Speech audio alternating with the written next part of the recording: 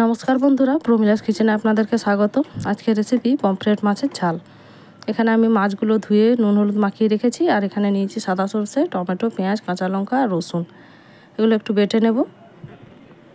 এরপরে মাছগুলোকে একটু ভেজে নেব।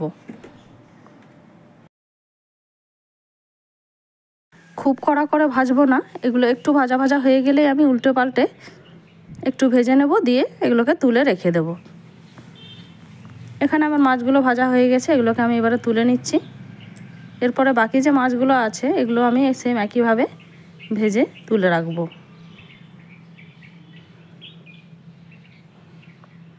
আরও কতগুলো মাছ আমি এখানে দিয়ে দিলাম। এইভাবে মাছগুলোকে একে একে তুলে নেব।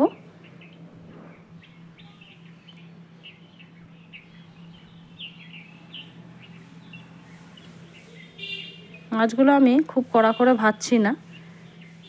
এরপরে আমি তেলের মধ্যে কালো জিরে ও কাঁচা লঙ্কা ফোড়ন দিয়ে দেবো, দিয়ে একটু নাড়াচাড়া করে নেব। তারপরে এখানে আমি যে পেস্ট তৈরি করে রেখেছিলাম পেঁয়াজ, রসুন, কাঁচা লঙ্কা, টমেটো আর সাদা সরষের, এটা তেলের মধ্যে দিয়ে দেবো, দিয়ে কিছুক্ষণ এটাকে কষে নেব। আঁচটা কমিয়ে আমি মশলাটাকে কষে নিচ্ছি। মশলাটা কষা হয়ে গেলে উপর থেকে যখন একটু তেল ছেড়ে দেবে তখন এর মধ্যে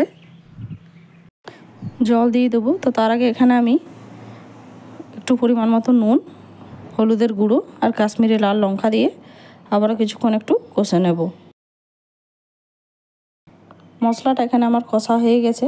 এরপরে এটাকে আঁচ কমিয়ে আমি এটা কিছুক্ষণ বসিয়ে রাখবো। কিছুক্ষণ পর যখন এটা উপর থেকে তেল ছেড়ে দেবে, দেখুন এখানে তেলটা ভেসে উঠেছে। এবারে আমি এখানে জলটা দিয়ে দেবো।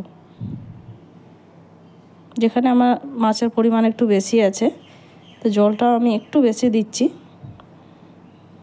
তারপরে এই ঝোলটা ফুটে উঠলে মাছগুলো একে একে এর মধ্যে দিয়ে দেবো। দেখুন ঝোলটা ফুটে উঠেছে। এবারে মাছগুলোকে আমি দিয়ে দিচ্ছি উপরে। মাছগুলো দেওয়ার পর আবারও কিছুক্ষণ ফুটিয়ে নেব। এরপরে যে ধনেপাতা কুচি করে রেখেছিলাম সেটা এর মধ্যে দিয়ে আরও কিছুক্ষণ বসিয়ে রাখবো লো ফ্লেমে। তো এখানে মাছের ঝাল রেডি হয়ে গেছে। তো আমার এই রেসিপি যদি আপনাদের ভালো লাগে অবশ্যই একটা লাইক করবেন, কমেন্ট করবেন এবং সাবস্ক্রাইব করে আমার পাশে থাকবেন। দেখা হচ্ছে অন্য কোনো এক রেসিপি নিয়ে। ধন্যবাদ।